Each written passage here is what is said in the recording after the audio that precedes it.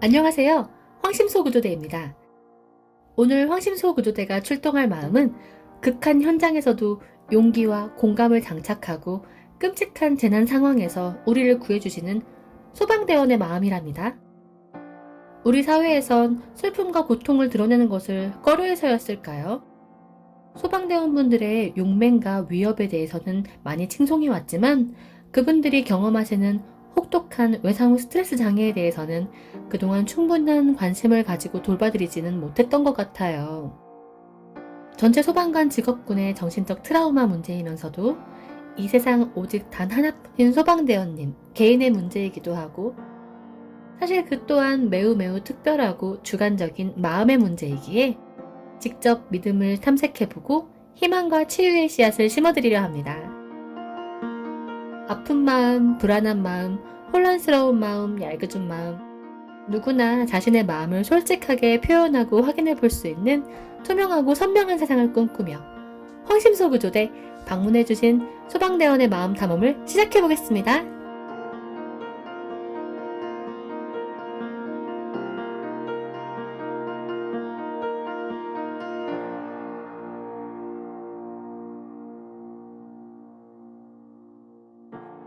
안녕하십니까. 저는 소방서에서 15년 정도 구조대원으로 활동했으며 8년 전부터 지금까지 화재조사로 근무하고 있습니다. 박사님 방송을 청취만 하다가 사연을 보낸 이유는 얼마 전 추석 특집 방송이 계기가 되었습니다. 뉴스 보도가 안 돼서 그렇지 현장 활동 중에 동료의 순직을 보고 자신만 살아남았다는 죄책감으로 자책하다 자살하는 직원들이 많습니다. 또한 끔찍한 현장 활동 후 힘들어하는 직원들도 많고요. 그래서 요즘 심각한 현장, 예를 들면 사지절단이나 소사자 나온 현장 그런 활동했던 직원들은 심리상담사 연계 프로그램이 있는데요. 다녀온 직원들한테 물어보면 잘 아시겠지만 뻔한 소리만 듣다 오는 것 같습니다. 어느 비번 날이었습니다. 땡땡 소방서 구조대에 근무하고 계신 분이 저희 집을 지나다가 제가 생각났다고 하면서 같이 점심 식사를 하였습니다. 그리고 다음날 저수지에 헬기가 추락한 현장에서 수중수색을 하던 119 구조대원의 순직 뉴스가 있었습니다. 그런데 그 순직자가 어제 나와 같이 점심 식사를 한 사람이란 사실에 가슴이 먹먹했습니다. 한 번은 경사지에서 작업하던 굴삭기가 전복된 현장이었습니다. 굴삭기에 낀 중상자를 구급대에 인계하고 저희 바스켓들걸과 각종 구조장비에 붙어있던 살점과 피 등이 흥건하기에 제가 그걸 아무렇지도 않게 닦고 있었습니다. 이런 일이 반복되다 보니 사망자 발생 현장이나 끔찍한 현장에서 아무렇지도 않게 작업하고 있는 제 자신을 느꼈고 제 자신이 좀 무서워졌습니다. 그리고 소방관 생활하면서 처음으로 내 임무였던 구조대원으로서의 나를 생각해보게 되었습니다. 이런 임무가 싫으면 구조대원으로서의 자격이 없다고 생각했던 것 같습니다. 그렇게 고민을 하다 이젠 떠날 때다 싶어 화재조사로 보직 변경하였습니다. 구조대에서 험한 거 많이 봐서 적응했다 생각했는데 화재 조사 현장에서 소사자가 발생하면 구조대에 있을 때보다 좀 더 힘들어지는 것 같습니다. 특히 올해 주택에서 2명의 어린이 포함 총 3명이 사망한 화재 현장이 있었는데요. 10년 전 구조대 근무 당시 그 일이 떠올라서 현장 사진을 찍어야 하는데 전 도저히 못 들어가겠더라고요. 그 일은 일가족 화재 사고였습니다. 바짝 긴장한 저희는 도착하자마자 화염을 뚫고 들어가 보니 사망한 상태의 엄마, 아빠, 여자아이 3명의 시신을 발견했습니다. 3명 찾았다고 무전하니 1명이 더 있다 하더군요.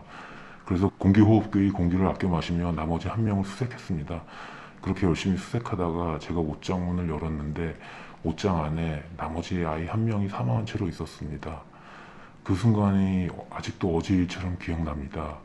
얘가 왜 옷장에 있었을까? 아마 아이는 화재를 피하려고 옷장문을 출입문인 줄 알고 탈출하다가 사고당한 것 같아 더 안타까웠습니다. 화재 원인까지는 적지 못하겠습니다. 원인까지 적으면 인간이 싫어져서 도저히 적지 못하겠습니다. 그 상황이 지금 사연을 적으면서도 떠올라 많이 불편합니다. 쓰지 말 걸 그랬나 싶기도 하고 일하다가 또는 운동, 샤워하다가 취미가 바이크인데요. 바이크 타다가도 불쑥 그 일이 생각납니다. 그러면서 살면서 안 좋았던 실수했던 일까지 같이 생각나면서 자책하게 되네요.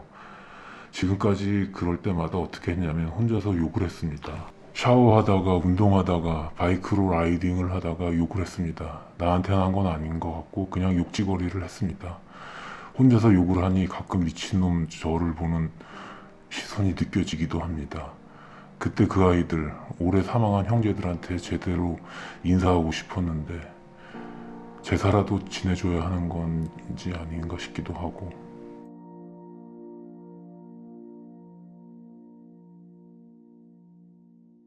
선생님 한번 간단하게 자기 소개를 한번 해보시죠. 예, 안녕하십니까. 저는 지금 23년 됐나? 소방관으로 활동하고 있는, 23년 동안 소방관으로 활동하고 계세요. 예, 그 중에 15년 정도는 구조대 생활했고요. 오, 그럼 선생님이야말로 물불 가리지 않고 이 진짜 미친 듯이 산 대표적인 사람이라고 이야기할 수 있겠네요. 예, 그런 것 같네요. 그런 분이 뭐가 그렇게 걱정이 돼가지고 지금 후드티에 마스크까지 해가지고 본인 거의 오징어 게임에 나오는 경비원 수준인데 어떻게 생각하십니까? 그러게요. 근데 좀 양해 좀 해주십시오. 제가 양해야 당연해야죠. 현직에 있어서 현직에 있죠. 그렇죠. 사연 얘기하다가 또 그렇죠. 조금이라도 그 드러나면 정체가 드러나면 또 선생님도 잘릴 수 있는 이 뭐 잘리게 하겠습니까만 언제든지 잘릴 가능성 이 빌미를 주는 것만큼 이 나라에서 사는데 무시무시한 일이 없거든요. 그래서 선생님 절대로 저쪽으로 보시면 안 되고요. 항상 저를 보면서 앞만 보시면서 이야기를 하면 됩니다. 제가 이렇게 현장 활동하면서 네. 소위 PTSD라고 그러나요? 예. 이 외상 후 신체 정군이라고 이야기를 하거든요. 그게 요즘 이제 자꾸 불쑥불쑥. 그 말은 이제 상당히 현장 활동을 수행하면서 소방관으로서 여러 가지 구조 활동을 하면서 상당히 끔찍한 장면들을 많이 접하기도 하고 주위에 가까운 분이 또 사고를 당해서 세상을 떠나거나 하는 이런 것도 직접 보고 하니까 그게 본인한테는 상당히 심리적 충격으로 남았는데 과거에 본인이 진짜 쌀벌하게 정신없이 구조 업무를 하는 그 상황이 이제 순간순간 마치 억눌렸던 기억처럼 이제 떠오르는 상황이 있으니까 1차 세계대전이나 2차 세계대전을 겪은 다음에 병사들이 고향에 돌아와가지고 그 전쟁터에서의 참혹한 기억 때문에 힘들었던 상황도 있고 뭐 정상적인 생활을 하는데 어려움을 겪었던 게 상당히 많았는데 그때는 뭐 일반적으로 고향에 돌아와서 사는 것조차도 또 다른 전쟁터니까 그게 크게 이슈가 되지를 않았는데 베트남 전쟁 특히 이제 미군들이 이 미국을 떠나가지고 베트남 지역에서 정글에서 뭐 상당히 혼란스러운 이국 땅에서 전쟁을 치르다가 이제 뭐 살아서 또는 부상당해서 본국에 돌아와서 이제 다시 적응해서 살아야 되는 상황이 벌어졌을 때 특별한 이유 없이 상당히 발작적인 행동을 하거나 이 끔찍했던 기억이 막 떠오르기도 하고 알코올 중독이나 약물 중독 상황에 빠지는 상황. 그럴 때 왜 이 사람들이 이 겪고 있는 이 아픔의 정체가 뭔가? 그럴 때 이거는 마음의 혼란에 의해서 일어나는 문제다. 그래서 이거는 그럼 어떤 정신병이냐라고 할 때 이제 이름을 붙인 게 PTSD라고 이름을 붙인 겁니다. 선생님이 지금 겪고 있는 그 PTSD는 선생님이 계속 전방 지역에서 전투를 수행하는 요원을 활동하신다면 일어나지 않을 일인데 어떻게 보면 나이도 있고 하니까 옮겨가야 했다고 해서 옮겨간 것이 본인에게 있어서 마음의 아픔을 더 키우게 되는 이 상황에 있다는 것도 선생님이 먼저 이해를 하실 필요가 있습니다. 그러니까 어떤 생각이 드세요? 이렇게 설명을 들으니까. 한편 이해가 가는 것 같습니다. 좀 박사님 말씀이. 이해가 됩니까? 네. 지금은 조금은 편안한 또는 덜 긴장되고 긴박한 상황에 있지만 과거에 내가 경험했던 그거를 어떻게 잘 정리하고 내가 소화시키느냐에 따라서 소화를 못 시키면 본인이 상당히 이 복통에 시달리고 소화불량 상태로 항상 체인 것 같은 상태로 있다가 어느 날 암입니다 이러면서 꼴까닥 하는 이런 상황에 처할 수도 있고, 과거의 그 끔찍한 경험이고 힘든 경험이 지금 이 주위의 동료나 또는 후배들을 더 잘 키워낼 수 있는데 선생님이 그거를 잘 활용할 수도 있는 이런 선생님의 상황이 있다. 그래서 그것이 일종의 지금 선생님이 겪고 있는 PTSD 이 증상 또는 이 아픔을 제가 어떻게 해결할 수 있습니까? 라는 질문에 대한 답을 그냥 제가 초반에 그냥 딱 드린다라는 마음으로 지금 이렇게 설명을 드리는 겁니다. 후방으로 옮기시고 보직을 옮기신 지는 시간이 어느 정도 되십니까? 한 8년 된 것 같습니다. 8년요? 어휴, 그러면 그게 그동안 정리가 충분히 될 만한 시간인데 왜 8년이나 지났는데도 이 전쟁터에서 지냈던 그 경험이 요즘에 선생님한테 갑자기 더 많이 나타나는 걸까요? 그동안 그냥 몰랐다가 올해 이제 저희 좀 1월 달에 좀 큰 화재 현장이 있었습니다. 아, 화재 현장이 있었어요? 예. 선생님이 출동을 했습니까? 예. 왜 후방에서 근무를 하는데도 또 저 출동을 보직은 지금 합니까? 화재 조사입니다. 화재 조사? 예. 아, 그렇군요. 그러니까 직접 소방차 출동해가지고 뭐 예. 물 뿌리고 뭐 그 화재 진압을 하는 게 아니고 화재가 이제 다 진압되고 가서 조사를 하러 갔는데 그러니까 이제 저희 시스템은 어떻게 되어 있냐면 네, 화재가 나면 네. 화재 조사도 같이 출동을 합니다. 아, 동시에 출동을. 예. 그래서 아, 그렇군요. 제가 저희는 몰랐습니다. 예. 이제 그 화재가 이제 뭐 주변 정황 같은 것도 같이 조사하거든요. 그렇죠, 예를 그렇죠. 들어서 뭐 집 주소가 정확히 어딘지, 뭐 관계자 뭐 그 다음에 안에 그래서 이제 같이 출동을 하는데 그때 상황이 좀 이제 그 안에 사람이 있었는데 네, 그때 이제 애들이 있었거든요. 네, 네. 근데 제가 그 구조대에 있을 때 그런 비슷한 경험이 있었어요. 그렇죠, 그렇죠. 그때 이제 안에 이제 저희가 처음 그때 그 10년 전 상황을 말씀드리면 네, 그때 이제 현장을 이제 주택 화재라 해서 나갔는데 안에 사람이 있다고만 이제 알고 그렇죠. 이제 저희가 들어가서 이제 거실에서 3명을 찾았어요. 근데 그때는 이제 불이 다 꺼진 상태입니다. 아니 막 끄고 있고 막 끄고 사람이 있고. 있다니까. 그 이전에 선생님이 구조대 활동을 하실 때요. 예. 네, 네. 그래서 이제 그렇게 이제 들어가서 이제 찾았는데 다 사망했고 그렇죠, 그렇죠. 이제 예. 여기 3명 찾았다 그랬더니 한 명이 이제 더 있다 하더라고요. 어, 그래서 이제 찾다가 보니까 제가 그 장롱을 열었는데 네. 거기 그 안에 있었군요. 아이고, 애가 불이 나서 도망간다고 장롱 안으로 도망갔군요. 아이고, 그렇죠, 그렇죠. 참, 네, 그거 평소에 진짜 소방 교육을 시킬 때 불이 나면 그 현장으로부터 무조건 이 대피해야 된다라는 거를 교육을 시켜야 되는데 그 부분이 참 힘든 거죠, 그죠? 그거는 대피보다는요. 네. 애 아버지가 불을 지른 거예요. 아, 애 아버지가 불을 질렀어요. 네. 그렇죠. 그러신 분들 있죠. 가족들을 거의 협박 대상으로 하면서 니들이 내 말 안 들으면 확 불살라 버릴 거야. 뭐 이런 식으로 그렇게 가족들을 협박하시는 분들 많죠. 네. 그래서 그 집이 불이 났군요. 그러니까 아이가 밖으로 도망 못 가고 아빠가 불 질렀을 때 든 아니면 불 지르기 전에 무서워서 장롱으로 피신을 했는데 애가 장롱 안에 있는 동안에 불이 났을 가능성도 있다라고 보십니까? 아니 그거 제가 나중에 그 화재 조사한테 물어보니까 네. 그때 당시 조사한 애들한테 물어보니까 네. 아버지가 이제 빚이 있는데 빚을 감당을 못해서 그럼요. 그래서 다 이렇게 같이 가자고. 아, 일종의 가족 집단 자살을 한 현장을 선생님이 보신 거군요. 근데 이제 네. 그때 그 애가 이제 그 장롱에서 나왔는데 네. 올해도 이렇게 이제 사망자가 뭐 상황은 틀리지만 어쨌든 그러니까 그 화재 원인은 틀리지만 그 애들이 또 올해도 2명이나 죽어갖고 네. 그 제가 너무 힘들더라고요.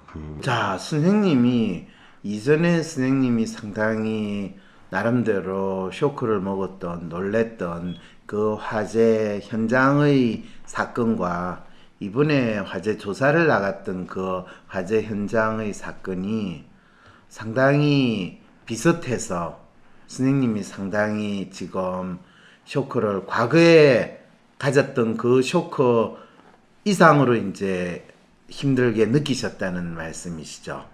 네네, 그렇죠. 그리고 그 아이들을 보니까 선생님도 자녀분이 있다는 이야기네요.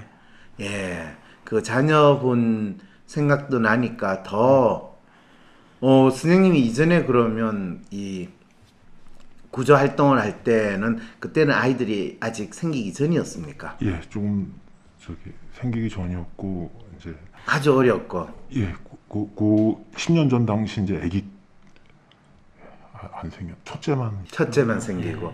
그렇죠, 그렇죠. 그런데 이제 지난 10년 사이에 선생님이 직접적인 화재 현장에서 일가족이 그렇게 뭐 어떤 이유든지 간에 자살이 됐던 방화가 됐던 불이 나가 그렇게 죽은 끔찍한 상황을 거의 못 봤는데 보게 되니까 선생님은 사실 그걸 보면서 그냥 1차적으로 너무나 끔찍하고 너무 힘들다라는 생각도 드셨겠지만 그와 동시에 분명히 선생님한테 오는 두려움과 뭔가 모를 막연한 불안이 있었는데 선생님 지금 말씀하시는 거로 보면 선생님의 가족이나 또는 선생님이 가까운 가족에 이런 일이 또 생기지 않을까라는 그런 두려움이나 불안은 선생님이 혹시 느끼시는 건 아닌가라는 생각도 드는데 어떠십니까? 그러니까 제 주변에서 그런 그까지는 생각 안 했고 그냥 이 화재 조사 나가셨을 때 봤던 현장에서 이 가족이 죽어 있는 것을 보고 선생님이 과거에 내가 이 활동을 할 때도 이와 비슷한 끔찍한 일이 있었구나 라는 기억이 떠올려서 힘들었다. 그까지입니까? 그러니까 여기 사연에도 썼는데요. 네. 그러니까 이제 그게 계속 쌓였던 것 같습니다.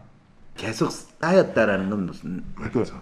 이제 저희가 그 현장이라는 게 예를 들어서 이제 교통사고가 나면 차가 찌그러지잖아요. 네. 그럼 사람도 그 안에 같이. 그럼요, 예. 그럼요. 근데 이제 그런 현장을 이제 계속 이제 나가면서 처음에는 이제 그냥 여기도 사연에서 어떠시? 그럼 사연을 한번 선생님 한번 읽어봐 주시겠습니까? 예. 안녕하십니까. 저는 소방서에서 15년 정도 구조대원으로 활동했으며 8년 전부터 지금까지 화재조사라고 근무하고 있습니다. 박사님 방송을 청취만 하다가 사연을 보낸 이유는 얼마 전 추석 특집 방송이 계기가 되었습니다. 뉴스 보도가 안 돼서 그렇지 현장 활동 중에 동료의 순직을 보고 자신만 살아남았다는 죄책감으로 자책하다 자살하는 직원들이 많습니다. 또한 끔찍한 현장 활동 후 힘들어하는 직원들도 많고요. 그래서 요즘 심각한 현장, 예를 들면 사지절단이나 소사자 나온 현장 그런 활동했던 직원들은 심리상담사 연계 프로그램이 있는데요. 다녀온 직원들한테 물어보면 잘 아시겠지만 뻔한 소리만 듣다 오는 것 같습니다. 아니 잠깐만요. 네. 지금 이거는 소방청에서 하는 프로그램이죠. 네. 그러니까 소방청에서 이렇게 심각한 현장에서 활동했던 직원들이 나름대로 PTSD 상황에 처하지 않을까 걱정이 돼서 심리 상담사와 연계를 하는 프로그램을 진행을 하는데 그걸 다녀오신 분들이 뻔한 소리만 듣다 왔다 라고 하는 게 무슨 말입니까? 그러니까 우리가 흔히 얘기하는 예를 들어서 잠시 쉬어라. 그렇죠. 네, 그리고 뭐라고 해야 되나? 그냥 정답 같은 얘기. 힘드시겠네요. 그렇죠. 그렇죠. 네, 그렇지만은 며칠 쉬시다 보면 그렇죠. 나아지실 겁니다. 예. 그런데 그걸 왜 뻔한 소리라고 그래요? 너무나 훌륭한 이야기인 것 같은데. 그거는 도움이 안 된다고 저는 생각. 그래요? 예. 그러면 어떤 이야기를 저는- 해줘야지 도움이 된다고 생각하십니까? 이렇게 황심소에서 이제 제가 그래도 한 4년 정도 들은 것 같은데 그래요? 여기서 어이구. 얘기하는 그런 솔루션이라면 솔루션 그런 네. 게 저는 되게 그러니까 뭐 하여튼 좋았던 것 같아요. 그러니까 저한테 안 맞아. 그러니까 그 어떤 분들 사연 보내면 박사님이 네. 얘기해 주시는 그 솔루션이 네. 되게 저한테 되게 좋았던 것 같아요. 그래서 계속 18년부터 꾸준히 들었던 것 같습니다. 그러면 그냥 지금 선생님이 경험하는 상황, 보통 심각한 현장, 사지절단 또는 소사자라는 거는 화재에서 불에 타가지고 돌아가신 분을 소사자라고 그러나 보죠. 정신없이 피곤해 쓰러 자는데 갑자기 그런 이 장면이 떠올라가지고 화들짝 놀라서 일어나는 그런 직원들도 봤고 최근에 그 유튜브 중에 뭐 강철 전사인가 네네네. 거기 있는 친구 하나도 제가 알기로 소방서를 들어왔다가 네. 다른 SSU라는 특수부대 나온 그런 멘탈까지 있는 친구인데 네. 8개월 다니다가 제가 알기로 그만둔 걸로 알고 그런 PTSD 때문에 그게 PTSD 때문일까?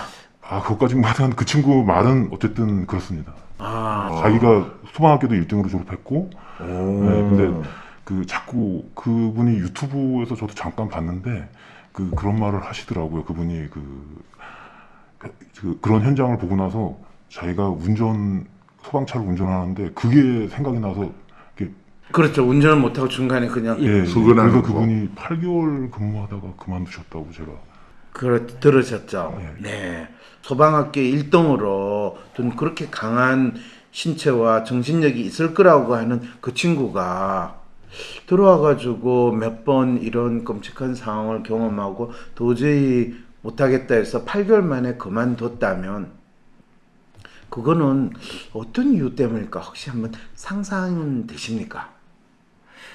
조금 상상은 되는데 어떤 게 상상이 되십니까? 그분은 아마 그분은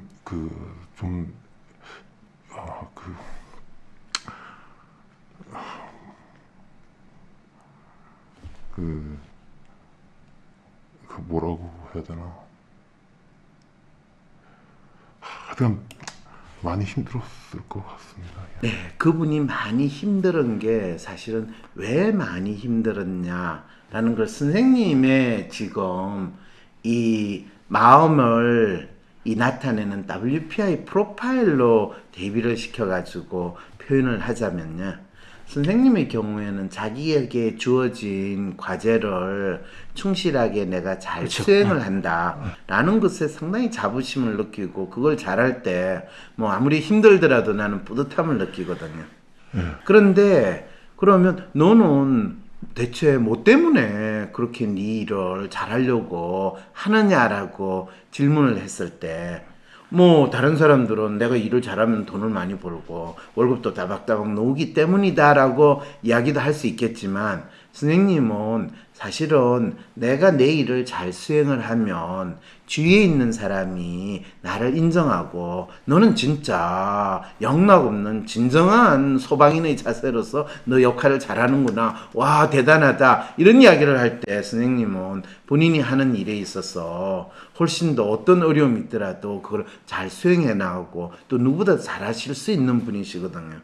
그랬던 것 같습니다. 그래서 저는 그 친구는 8개월 만에 그만뒀고 저는 계속 지금까지 거의 20년 이상 지금 하고 계시는 거거든요. 그 친구 같은 경우에는 소방관이 된다는 건 되게 멋있고 대단하고 또 본인이 누구보다 잘해야 된다라는 거 진짜 소방학교에서 1등을 했다면 자기 딴에는 그런 목표가 있겠죠.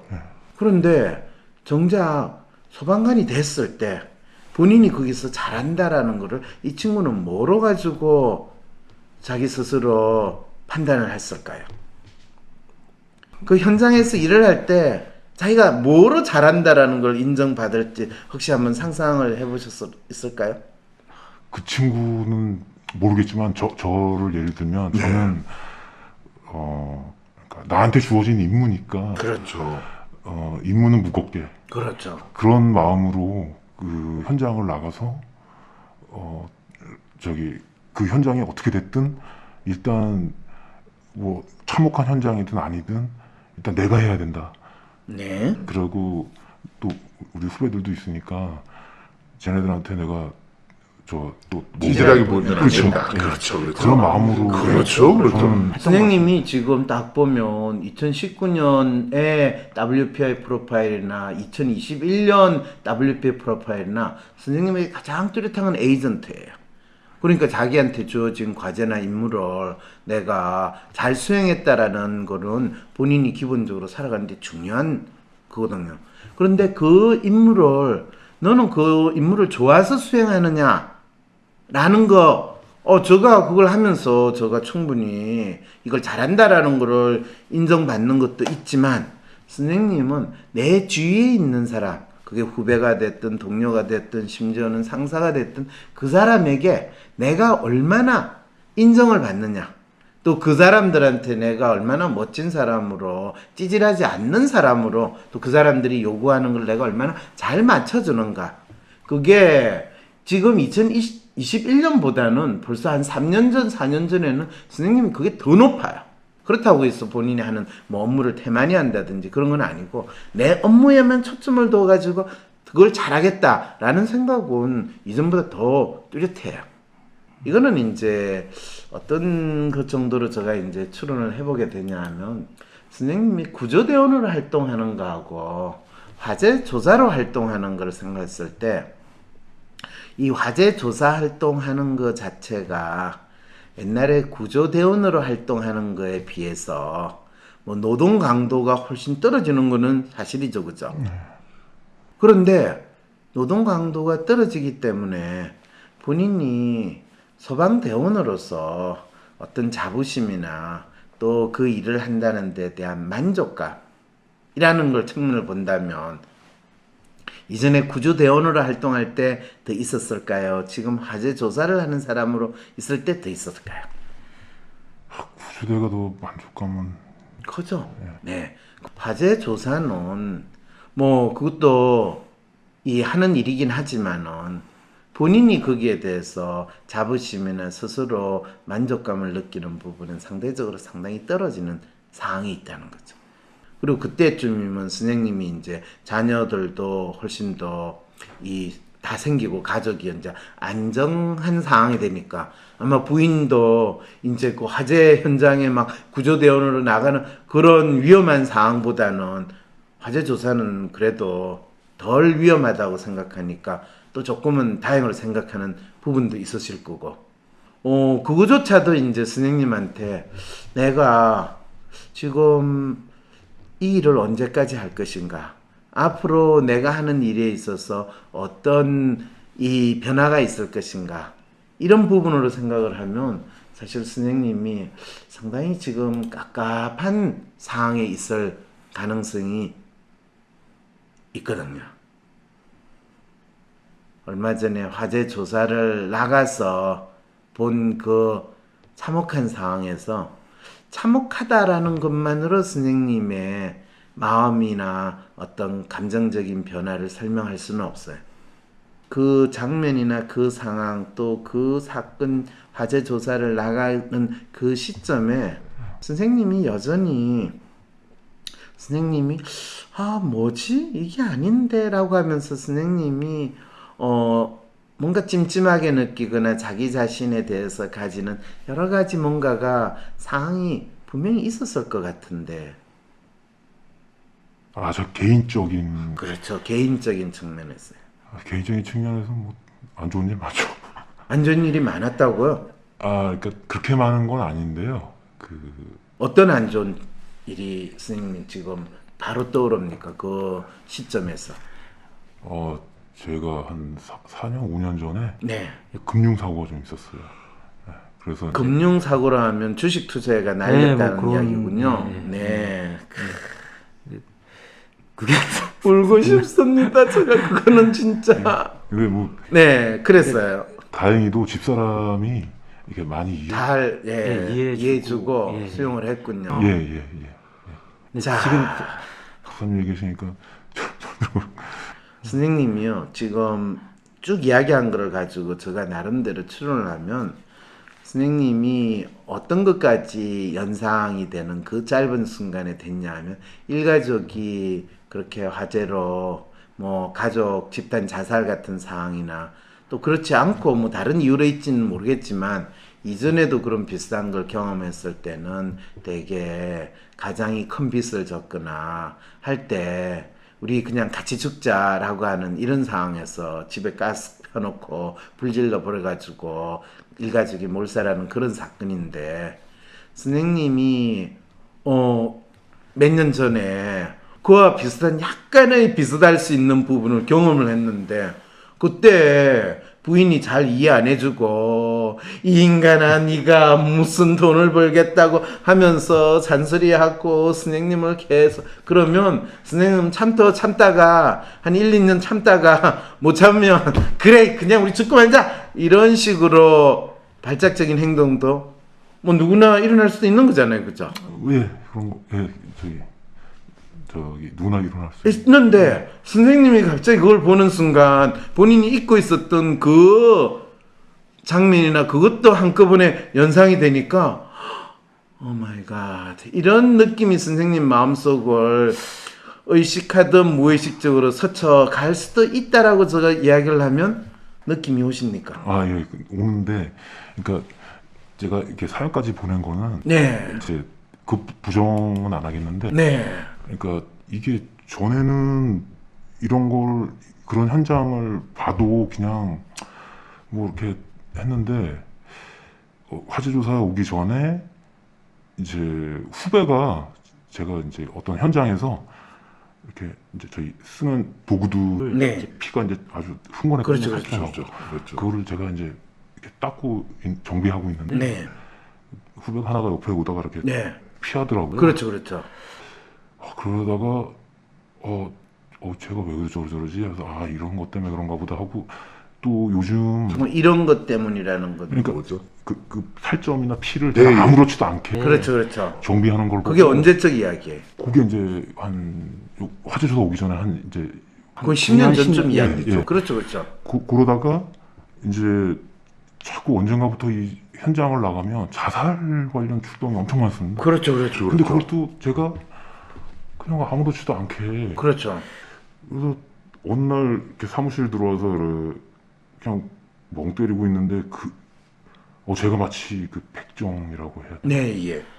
그런 거 같은데 그렇죠, 그렇죠. 심정이 이렇게 그렇죠. 나오더라고요. 그래서, 네, 그래서 여기 이제 오래 있었구나. 그렇죠, 그렇죠. 정확히 이제 바로 그 상황에 있는 부분을 제가 아까 선생님 프로파일을 보고 뭐를 느끼게 됐냐 하면요.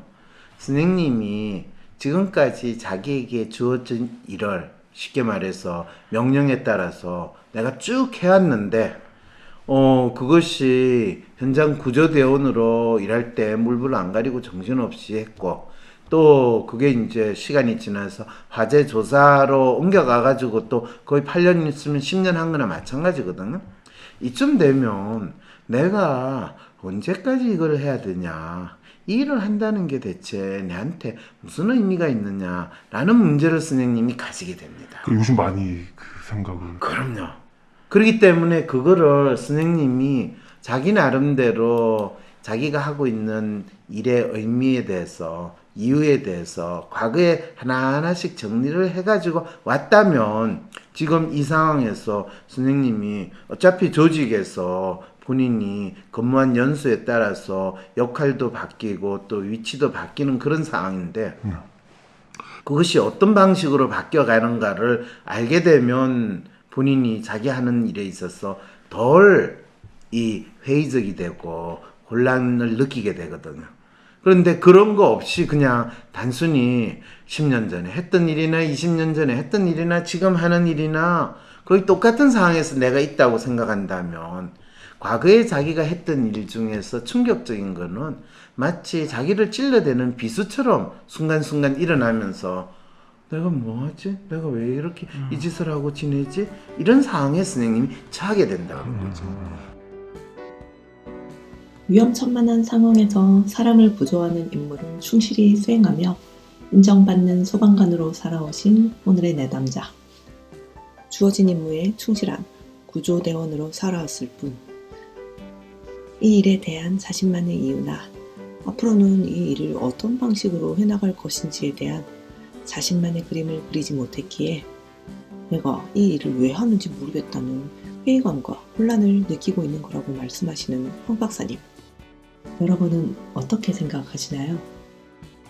나 같은 보통 사람과는 다른 소방관이라는 특수한 직업에 있으니 당연히 외상 후 스트레스가 진짜 문제일 거라고 생각하셨다고요?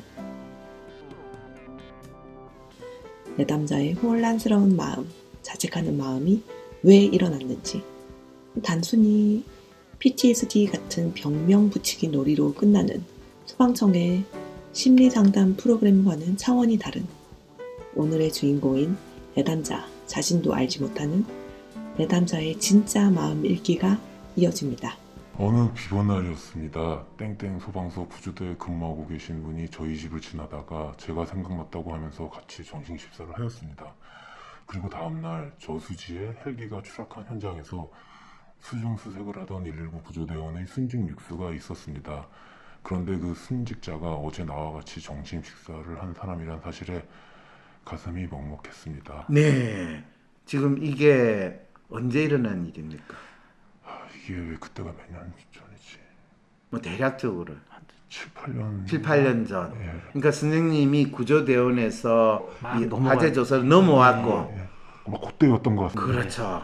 그럴 때 선생님이 그때 가슴이 먹먹했다고 할 때는 여러 가지 표현을 못할 없어요.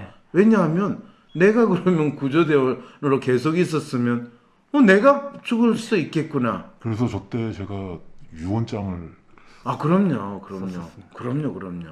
이게 비행기 조정하시는 분, 공군에 계시는 분들도 이런 이야기를 언급 많이 하고요. 뭐 사고가 자주 나는 상황이 있는 조직에서는 가능하면 빨리 여기를 피해야지라는 마음으로 지내다가 내가 피하고 났는데 뭐 1년, 2년, 3년 어떤 경우는 4, 5년이 지나도 그런 동료가 그거 됐다고 그러면 어차피 나하고 같이 일하던 동료니까 이런 먹먹한 상황이 되면서 뭐지? 그런데 한편으로는 뭐지 하면서 동료의 죽음에 대해서 안타깝게 넘으면서도 본인은 거기서 살아남았다라는 그게 한편으로 다행이기도 하지만 한편으로는 잠재적인 죄책감을 불러일으키는 뭐야 이런 느낌이 들면서 이 자기가 만들어내는 이 죄책감을 어떻게 처리해야 될지가 마음 한구석에 쌓여지기 시작하는 상황이 됩니다. 그게 이제 선생님이 원단으로 겪기 시작을 하는 상황이 이제 화재 조사를 하는 8년 동안 이제 겪은 이야기가 수색 작업 후 복귀하던 해방 소방 헬기가 도시 한가운데 추락하여 탑승자 전원이 사망하였습니다. 그 헬기가 소속된 소방항공대 직원분의 이야기를 들어보니 순직하신 분 중에 그날 근무가 아니었고 누구 대신 근무 들어갔다가 이렇게 된 거라고 하면서 그 누구가 엄청 힘들어 한다고 하더군요. 이것도 선생님의 경험하고 전혀 다르지 않거든요. 그러니까 이런 사건들이 어떻게 보면 죽은 분은 죽은 분대로 살아남은 사람들은 살아남은 대로 이런저런 전혀 의도하지 않은 뭐 한편으로는 살아남은 거에 대한 다행이고 또는 살아남은 거에 대한 이 잠재적인 죄책감을 느끼는 살아남은 자로서의 뭐 의무감, 죄책감이라는 식으로 표현을 많이 합니다. 이것도. 그게 지금 차곡차곡 쌓이는 경험을 선생님이 화재 조사하는 동안에 이제 경험을 했죠. 왜냐하면 선생님이 구조대원으로 활동을 할 때는 이게 직접적으로 안 와요. 왜? 내일 내가 또 출동하다가 나도 저렇게 될 수 있다고 하더라도 놀랍게도 전투 장면에 있을 때는 일단 내가 살아남아야 된다는 게 중요하기 맞는 것 때문에 같습니다. 그거 느끼셨죠? 예. 네. 이거 전쟁터에서 일어나는 이 병사들의 경험이나 이야기를 들으면 그게 아주 인간이라는 게 그렇잖아요. 전쟁터에서는 지가 살아남기 위해서는 어떤 야비하고 어떤 인간 비인간 짓을 얼마든지 할 수 있는 거거든요.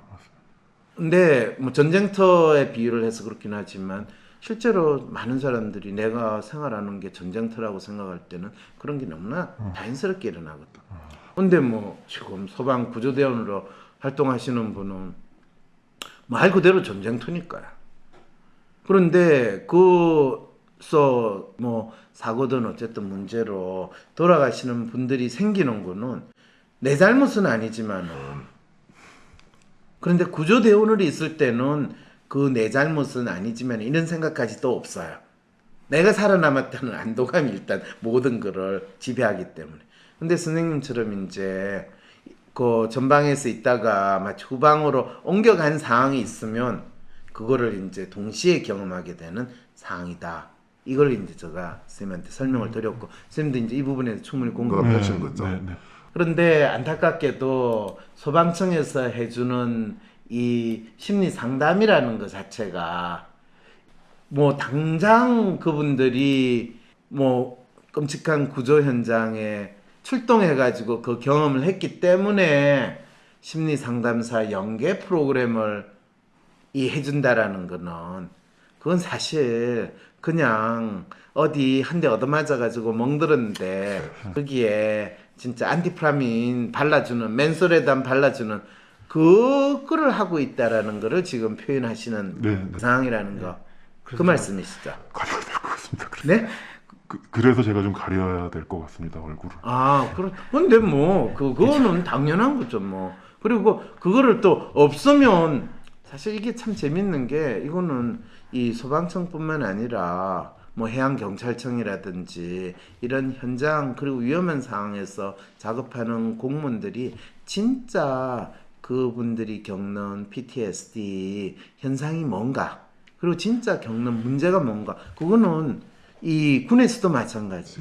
군에서도 상당히 군 뭐 문제가 발생하고 그게 군 폭력이가 됐던 군기 문제가 발생했던 자살이 됐던 한데 그것의 근본적인 원인이 뭐고 거기에 맞춰 가지고 어떤 정신적인 문제냐 마음의 문제를 어떻게 해결할 것이냐 이런 거 알아볼 생각 없어요. 그냥 네 아프면 이 맨소레단 발라 뭐 이런 수준으로 땜질 하듯이 처방하는 거로 끝내거든요.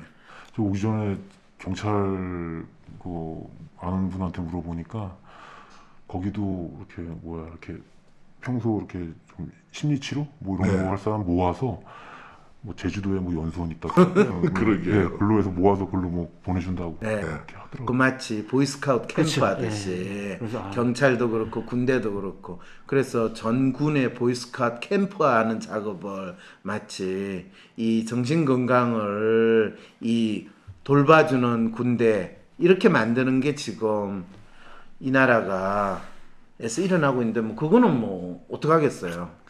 참 우리 살아가는 데서 우리가 겪는 이 마음의 아픔이나 문제를 제대로 파악하는 게 참 힘들기 때문에 일어나는 거거든. 그런데 뭐 그거는 그렇다 치고 선생님은 이제 선생님 나름대로 선생님이 겪는 이 아픔이나 문제를 제대로 파악하고 해결을 하고 싶다. 그래서 지금 이렇게 온 거죠. 거의 오징어 게임 경비원 수준으로 분장을 하시고 네 좋습니다. 그럼 사연을 계속 읽어보시죠. 저는 지금까지 이런 상황을 어떻게 대처했나 생각해 보니 소방관으로서의 당연한 임무, 그 에이전트의 마음으로 그렇죠. 믿었던 것 같습니다. 그렇죠. 구조대 근무할 때는 일주일에 꼭 한 번씩은 사망자를 본 것 같습니다. 자살 관련 출동이 정말 많이 늘었습니다. 진짜 그렇죠. 자살 관련 출동 안 그래도 지금 대한민국이 세계 최고의 자살률을 자라나가는 나라잖아요. 맞습니다. 네, 그러니까 진짜 많이 출동하셨을 것 같아요. 그럴 때 그럼 출동해가지고 그냥 시신 처리하는 게 주로 일이 되는 거고. 그러니까 저희는 어떤 식이냐면 예를 들어서 이제 예를 들면 네, 그 아파트 문을 자기 집을 잠그고 그렇죠, 그렇죠. 자살하시는 분들이 있어요. 그렇죠, 그렇죠. 그럼 이제 보호자들이 네. 들어가려는데 문이 잠겼어요. 그렇죠. 그때 이제 저희 119를 누르거든요. 잠깐만요. 근데- 그런데 그 보호자가 자기 집 아파트 이 출입문을 번호를 모르는 건가요? 아니면 안에서 그러니까 보통 혼자 사시는 분들은 아. 그 친구들이 이제 연락이 안 그렇지, 된다. 그렇지. 안 된다고 해서 예, 찾아가니까. 분명 안에 사람이 있는 것 같아요. 그렇죠, 그렇죠. 그런 경우. 그다음에 이제 가족들 같은 경우는 이제 안방문을 잠그고 그러게. 그럼 이제 저희 구급대랑 같이 나가거든요. 맞아요. 아이고, 그렇군요. 그리고 사지절단, 추락, 익사사고 등 각종 험악한 현장에서 후배들이 지켜보고 있고 선배들 역할을 하려고 더 터펀쳐겠다. 한 번은 경사지에서 작업하던 구삭기가 전복된 현장이었습니다. 구삭기에 낀 중상자를 구급대에 인계하고 저희 바스켓들과 각종 구조장비에 붙어있던 살점과 피 등이 흥건하기에 제가 그걸 아무렇지도 않게 닦고 있었습니다. 이런 일이 반복되다 보니 사망자 발생 현장이나 끔찍한 현장에서 아무렇지도 않게 작업하고 있는 제 자신을 느꼈고 제 자신이 좀 무서워졌습니다. 그리고 소방관 생활하면서 처음으로 내 임무였던 구조대원으로서의 나를 생각해보게 되었습니다. 이런 임무가 싫으면 구조대원으로서의 자격이 없다고 생각했던 것 같습니다. 네, 이게 이제 화재 조사 요원으로 이 바뀌게 된 가장 큰 이유였죠. 그렇게 고민을 하다 이젠 떠날 때다 싶어 화재 조사로 보직 변경하였습니다. 구조대에서 험한 거 많이 봐서 적응했다 생각했는데 화재 조사 현장에서 소사자가 발생하면 구조대에 있을 때보다 좀 더 힘들어지는 것 같습니다. 특히 올해 주택에서 2명의 어린이 포함 총 3명이 사망한 화재 현장이 있었는데요. 10년 전 구조대 근무 당시 그 일이 떠올라서 현장 사진을 찍어야 하는데 전 도저히 못 들어가겠더라고요. 네, 이 부분 도저히 못 들어가겠다는 그 느낌이 들거나 그 상황을 조금 더 자세하게 한번 설명을 해주실래요? 그때 이제 이제 어쨌든 그 안에 이제 거기 3명이 이제 그 사망자가 나왔다는 걸 알고 이렇게 사진을 저는 화재 조사니까 제가 또 제 보고서가 또 나중에 들어가거든요. 그럼요. 그래서 사진이 중요한데 그 사망자 있다는 얘기 듣고 그때부터가 막 싫더라고요. 그 현장이 그 근처도 좀 가기 싫고. 네. 근데 가서 사진 찍어가지고 해야 되잖아요. 그래서 저희가 19년 11월부터 좀 인원이 혼자 하다가 좀 늘어났어요. 아, 그래? 네, 그래서 이제 저희가 이제 돌아가면서 이제 보고서 조사는 같이 하지만 보고서는 돌아가면서 이제 내가 쓰고 이렇게 랜덤으로 그렇죠. 쓰거든요. 네. 근데 그거 이제 마침 또 제가 선배인데 후배한테 시켰군요. 예. 그럴 때 후배한테 시킬 때 뭐 사실 선배가 야 그런 거 후배 시키는 게 너무나 당연한데 본인이 사실 그때 자기 자신에 대해서 참 의구심이 들었다라는 이야기가 되네요. 예, 맞습니다. 내가 이렇게 약해졌나? 아니면 내가 왜 이렇게 쫄보로 바뀌었나? 아닌데 왜 이렇게 됐지? 이런 생각을 하면서 전혀 본인한테 해보지 않았던 자책 모드로 본인이 들어갔다는 이 말씀이네요. 예, 그러니까 그게 현장이라는 게 더 싫었어요. 아, 현장이라는 게 더 싫었다. 그러니까 현장에서 내가 이런 모습을 보고 그러니까요. 이- 그런데 선생님 그거 아세요? 본인이 그 상황에서 이 전에 같으면 내가 들어가는데 이제 쉽구나. 그렇지. 난 너무 이제 많이 봤어. 차라리 이런 생생한 걸 보는 거는 내보다 한 살이라도 젊은 후배 녀석이 보게 하는 게 걔를 위해서도 좋아. 이렇게 생각을 한다면 본인이 너무 비겁하다고 생각이 들까요? 예, 전 그렇게 생각. 왜 비겁하다고 생각이 드세요? 내 임무인데 내가 아니 같이 어차피 팀으로 보고서 만드는데 뭐 A가 이 일을 하고 B가 뭘 하는 거는 내가 선임인데 아니 이 후임들 시켜가지고 하면 되는 거죠. 아예 진짜 막말로 이야기해서 현장 조사 뭐 2명이든 3명이든 출동할 때 나는 그래도 선임이니까 난 출동했다 하고 사무실에서 있고 걔네들 야 혼자 가도 돼. 뭐 불난 현장이 뭐 어디 사라지는 것도 아니고 가서 니 사진 몇 개 찍어와. 내가 그거 안 받아 뻔이거든. 이렇게도 해도 되잖아요. 싫습니다. 싫어요. 왜요? 내일인데 내일이고 제 일을 전 예. 잘하고 싶습니다. 잘하고 있죠. 근데 본인 일도 되지만은 후임하고 같이 하는 일이잖아요. 그래도 제가 좀 주도적으로 돼서 주도적으로. 주도적으로 화재 조사는 이런 것이야 라는 모범을 탁 보여주면서 야 역시 관록 있는 우리 선배가 다르다 라는 걸 보여줘야 되는데 그래야 되는데 좀 그거를 못하고 있다라는 거에서 상당히 그날 자괴감이 들었군요. 예, 그 일은 일가족 화재 사고였습니다. 바짝 긴장한 저희는 도착하자마자 화염을 뚫고 들어가 보니 사망한 상태의 엄마, 아빠, 여자아이 3명이 시신을 발견했습니다. 3명 찾았다고 무전하니 1명이 더 있다 하더군요. 그래서 공기호흡기의 공기를 아껴 마시며 나머지 1명을 수색했습니다. 그렇게 열심히 수색하다가 제가 옷장 문을 열었는데 옷장 안에 나머지 아이 1명이 사망한 채로 있었습니다. 그 순간이 아직도 어제 일처럼 기억납니다. 얘가 왜 옷장에 있었을까? 10년 전 구조대 당시 그 일이 떠올라서 현장 사진을 찍어야 하는데 전 도저히 못 들어가겠더라고요. 예, 예. 그래서 결국 스님은 안 들어가고 후배가 들어가 찍었다는 거죠. 예. 좀 잘 됐는데 왜 스님 그거 가지고 이제 일단 좋아요. 선생님이 본인에 대해서 이 경고 마크를 하나 했어요. 이게 이제 또 전혀 엉뚱하게 사람들이 자기 스스로를 자책하거나 자해하는 행동이 선생님은 내가 지질하게 후배한테 이걸 시켰어 라고 하면서 자기 마음속에 이제 마크를 하나 지우는 겁니다. 애가 왜 그 옷장에 있었을까? 이 10년 전에 든 생각이었죠. 그죠? 그쵸, 그때 당시 얘가 왜 옷장에 있었을까? 네, 그랬을 때 이제 나중에 알고 봤더니 일가족 그 자살 사건이었고 뭐 가장이 뭐 기침 않았어. 빚이 많아서 이제 가족이 그렇게 됐다라는 걸 알게 됐죠. 아마 아이는 화재를 피하려고 옷장 문을 출입문인 줄 알고 탈출하다가 사고 당한 것 같아 더 안타까웠습니다. 화재 원인까지는 적지 못하겠습니다. 원인까지 적으면 인간이 싫어져서 도저히 적지 못하겠습니다. 네, 선생님 사연으로는 적지 않았는데 어쨌든 지금 나오셔서 아버지가 빚이 많이 있어, 예. 가족이 빚이 많이 있었다. 근데 왜 인간이 싫어져요? 빚 없이 사는 인간이 어디 있어요? 그렇지만 그래도 참 그때 그러니까 돈이 이렇게 사람보다 더 무서운 건가라는 생각이 들고. 아니 돈이 무서운 게 아니고요. 인간이 무서운 거예요.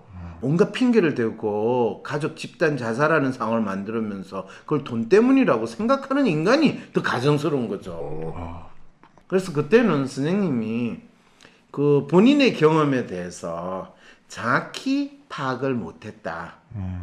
이해를 못한 상황에서 막연히 인간에 대한 혐오 또 그 장면을 목격했던 자기 자신에 대한 자책 이런 것들이 한꺼번에 있었던 상황에서 해결되지 않은 상태로 있었다는 거죠.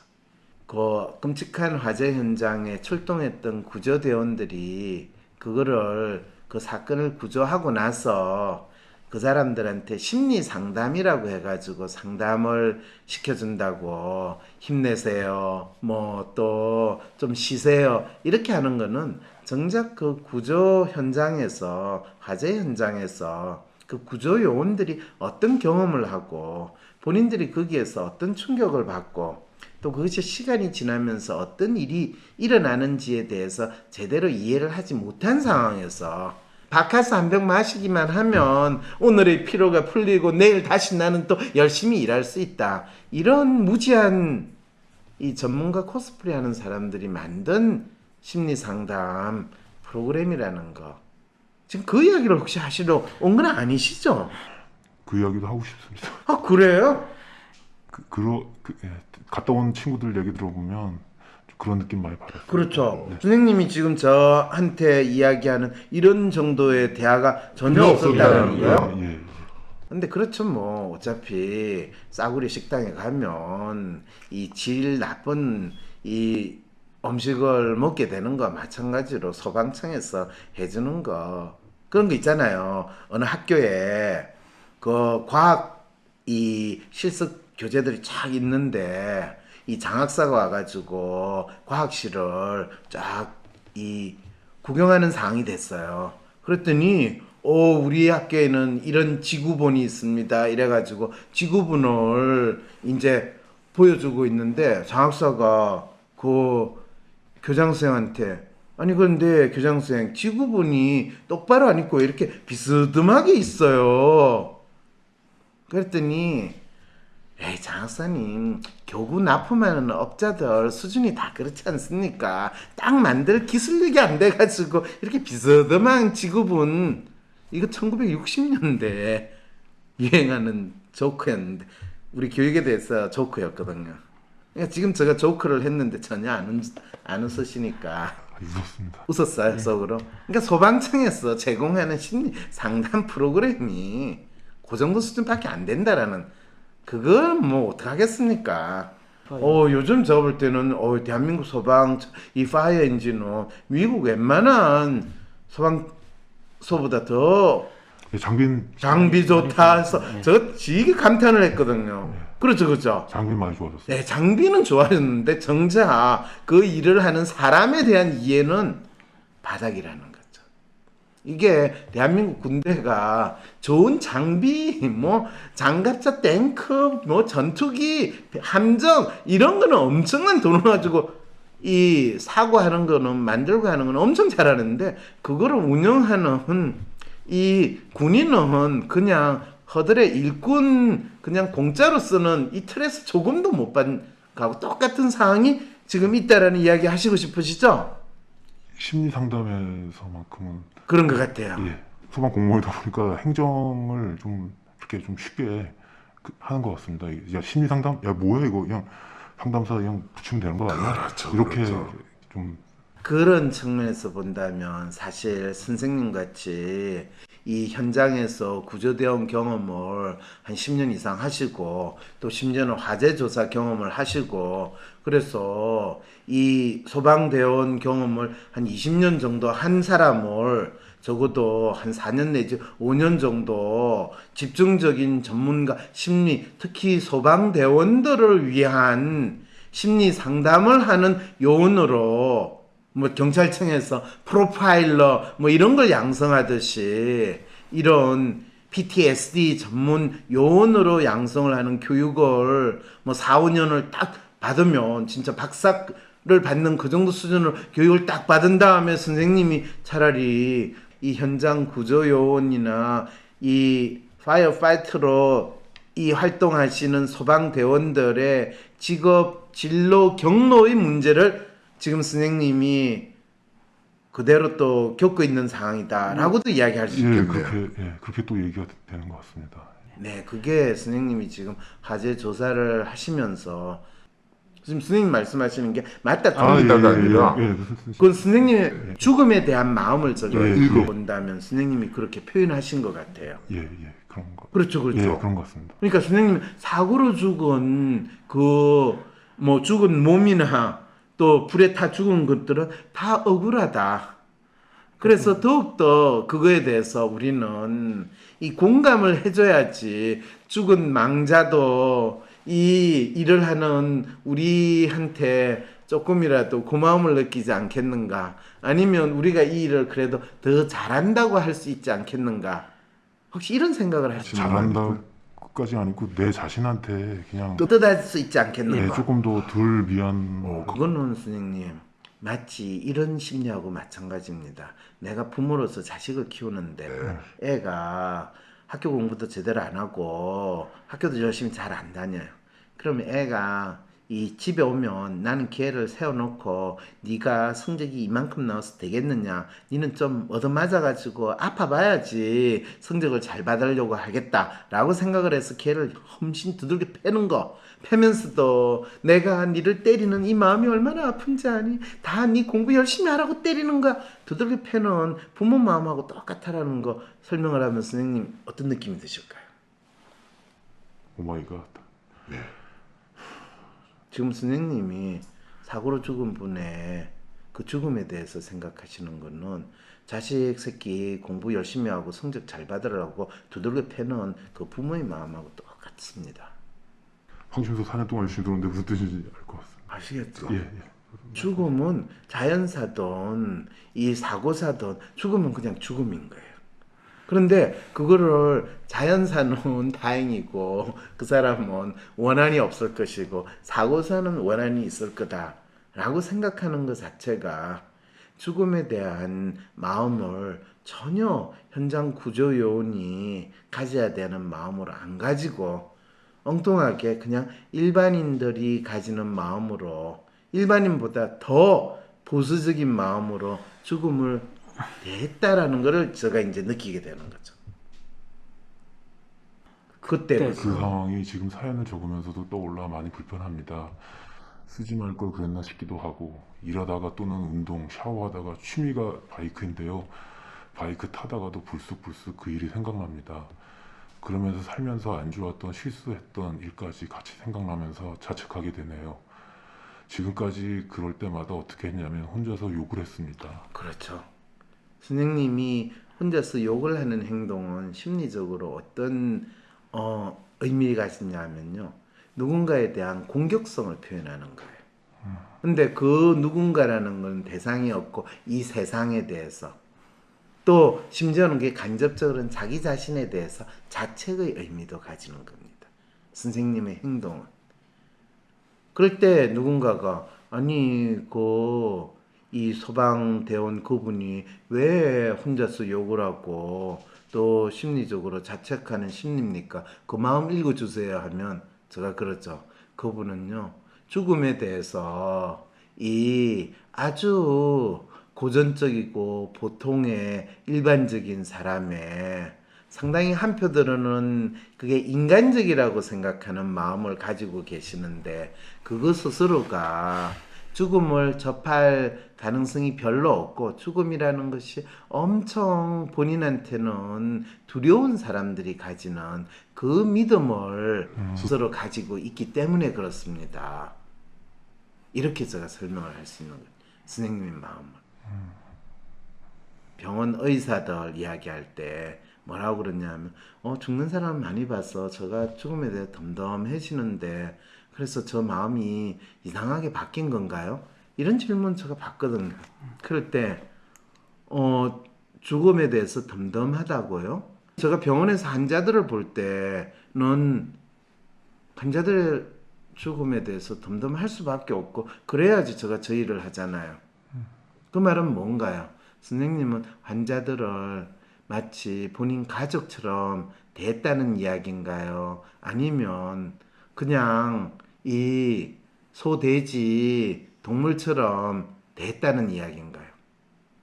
그러니까 그분이 되게 얼굴 한색이 확 다르더라고요. 환자를 자기 가족과 같은 인간으로 보지 않았다라는 거를 그 환자의 죽음에서 본인이 그대로 느꼈다는 거죠. 선생님이 하는 일, 그리고 선생님이 접하는 사람들에 대해서 선생님은 내하고 어떤 관계가 있느냐 없느냐 그걸로 철저하게 선생님이 보시고 싶은 글로 대했다라는 겁니다. 마치 그 죽음에 대해서 내가 뭔가를 해야 되고 죄책감을 가지고 하는 거는 실제로 살아있을 때 본인이 자기가 더 이 사람한테 뭔가 의미를 받거나 줘야 되고 더 얻거나 주지 못한 것에 대한 자기 죄책감이나 자기 문제를 이 죽은 사람한테 지금 열심히 투사하고 있는 상황이라는 문제거든. 샤워하다가 운동하다가 바이크로 라이딩을 하다가 욕을 했습니다. 나한테는 한 건 아닌 것 같고 그냥 욕지거리를 했습니다. 혼자서 욕을 하니 가끔 미친놈 저를 보는 시선이 느껴지기도 합니다. 그때 그 아이들, 올해 사망한 형제들한테 제대로 인사하고 싶었는데 제사라도 지내줘야 하는 건지 아닌가 싶기도 하고. 이제 아시겠죠? 예, 선생님이 그 아이들에 대해서 개인적인 느낌을 가진 거는 그 아이들 나이 또래가 선생님 애 또래하고 그렇게 다르지 않기 때문에, 그래서 선생님이 개인적인 커넥션을 순간적으로 본인도 모르게 만드신 일이 벌어진 겁니다. 제가 좋아하는 문구가 있습니다. 네. 지옥은 내가 간다라는 문구. 네. 제가 그 가치를 그 허크베리 핀에 나왔던 그 대사인데요. 네. 저는 그게 저 삶의 가치 같습니다. 그래서 선생님이 지옥을 가시면 선생님이 사는 동안에 나쁜 짓을 많이 저질렀다라는 뜻이네요. 그래요, 지옥 가죠. 그러니까 지옥은 내가 간다. 그러니까 허클베리 핀이 네. 그 흑인 그 친구가 이제 걸릴 것 같은데 네. 그 얘를 그러니까 숨겨주는 거죠. 네. 그러니까 얘를 위해서 그러니까 희생한다. 네. 그런 그러니까 그게 제 그냥 선생님이 지금 지옥은 내가 간다라는 거를 어떤 상황에서 나왔느냐를 설명을 하면 선생님이 나쁜 사람도 아닌데 자기가 친구를 위해서 희생한다는 마음으로 사시는 분이구나 라는 마음을 표현한 걸로 이해는 됩니다. 예. 그런데 그런 배경 설명 없이 지옥은 내가 간다 하면 저 인간은 살아생전에 죄를 많이 짓고 사는구나. 그래. 뭐 네 아니더라도 지옥은 지금 터져 넘쳐. 근데 굳이 거기에 더 가려고 그러니 라는 참 그 이야기를 들으면 저로서는 참 안타까운 마음이 들거든요. 그런데도 계속 저 앞에 그래도 저 지옥 갈래요 이렇게 이야기를 하시고 싶으십니까? 그게 제 가치니까. 본인이 가치니까 그 가치를 본인은 어떤 가치를 소중하게 생각해요. 근데 그 가치를 주위에 있는 사람들이 보면 저 사람 진짜 나쁜 놈이구나. 저 사람이 지는 되게 멋있는 가치라고 생각을 하고 사는데 남들이 보면 아주 우스꽝스러운 옷을 입고 이상한 표정을 짓고 지내면서 내가 이쁘지 않아요? 이런 거의 미친년 이 옷자락 날리고 뛰어가는 거하고 똑같은데 그래도 저렇게 뭐 살고자 한다면 뭐 지가 살면 되지 뭐 이렇게 보여지고 싶으세요? 또 그렇게 살고 싶으세요? 조금 지금 선생님 뭘 말해야 될지 조금 혼란스럽죠. 예. 그 말은 뭘 뜻하냐면 선생님이 지금까지 구조대원으로 또 화재 조사요원으로 선생님이 하시는 일에 있어서 나름대로 상당히 남들한테나 자기 자신한테 멋있는 또 괜찮은 가치라는 거를 선생님 나름대로 가지고 있으셨어요. 그 화재 현장과 같은 그 지옥과 같은 상황에서 다른 후배든 동료가 나서기를 기다리기보다는 내가 간다. 예. 라는 그런 멋진 가치를 선생님 지향하고 사셨어요. 그런데 지금 이전에는 그게 상당히 멋있는 가치였는데 지금은 그런 이야기를 하면 이거 진짜 억울해요. 어떻게 하면 나에게 맡은 일은 내가 누구보다도 잘하고 또 그거를 다른 사람들한테 맡기는 게 아니라 내 임무에 충실하게 나는 살겠다라고 하는 이 내가 가진 이 가치의 본연의 모습을 다른 사람한테 잘 알려주고 공유할 수 있는 그런 새로운 가치 또는 새로운 표현 그거를 내가 찾아야 되는데 내가 지금 못 찾고 과거에 내가 써먹었던 거기에 지금 매달려 있어서 지금 황 박사 이야기를 들으면 들을수록 내가 완전히 또라이가 된 것 같고 바보가 된 것 같고 내가 나쁜 놈이 된 것 같은 이런 혼란을 지금 선생님은 겪고 있다라고 이야기하면 정확히 제가 뭐 때문에 혼란하는지 잘 모르겠는데 어쨌든 지금 되게 좀 당황스럽고 혼란스러운 건 맞습니다. 근데 그게 뭔지 모르겠어요. 네, 그거는요. 선생님이 오늘 이 상담한 내용을 다시 들어보시면요. 선생님이 아실 수 있습니다. 오늘 한번 상담을 해가지고 선생님이 가지고 있는 일종의 PTSD 정세가 확 바뀔 수는 없어요. 그건 선생님이 나름대로 이 괴로워하고 또 자책하고 또 회의심 이런 것들을 선생님이 표현하고 전에는 당연하게 생각했던 선생님의 믿음, 생각을 한번 도전을 받아보고 그것이 본인이 믿고 있는 것과 똑같은 내용의 믿음을 본인이 이해하고 받아들이는 것과 주위에 있는 사람들은 좀 무슨 말도 안 되는 소리를 하고 있어 라고 받아들인지 아닌지를 새롭게 확인해 보는 것이 선생님한테 필요합니다. 그거를 보통 그냥 일반적으로 자기가 나이가 들면서 또 자기가 하는 일이 달라지면서 자기의 삶에 있어서의 가치의 재정립이라고 하는데 선생님은 이 보직이 바뀌면서 그 보직에 따라서 선생님이 활동하는 가치의 재정립이 없는 상태에서 지내다 보니까 선생님이 하는 업무에서의 스트레스가 고스란히 축적돼 가지고 거의 병적인 발작적인 그런 두려움과 불안으로 나타나고 거의 자학적인 행동을 하게 됐다라고 이야기를 할 수 있게 되는 거죠.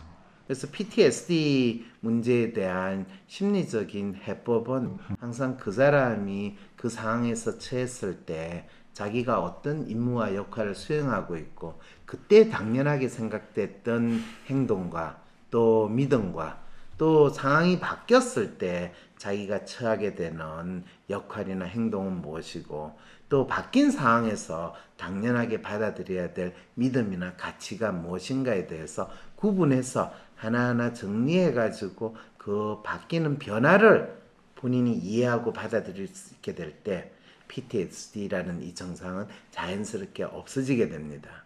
근데 그거를 뭐 누가 설명을 해주거나 누가 끊임없이 자기하고 대화를 하면서 스스로 깨닫게 해주지를 못하게 되는 상황이 되면 본인도 알 수 없는 이 죄책감, 자학적인 행동, 발작적인 문제 이런 것들이 계속 일어나게 되는 거죠. 지금 제가 이야기하는 게 상당히 추상적이고 또 그냥 말뿐인 거로 생각을 하실 수 있겠지만 한번 두 번, 세 번 들어보시면 스님이 이해가 안 되는 이야기가 무슨 뜻인지 좀 더 아실 수 있을 것 같습니다. 오늘은 그러면 여기까지 상담을 하고 다음에 또 뭐 이해되고 정리될 때 또 어떤 변화가 필요하다고 할 때 또 연락 주시면 될 것 같습니다. 네, 오늘 수고 많으셨습니다.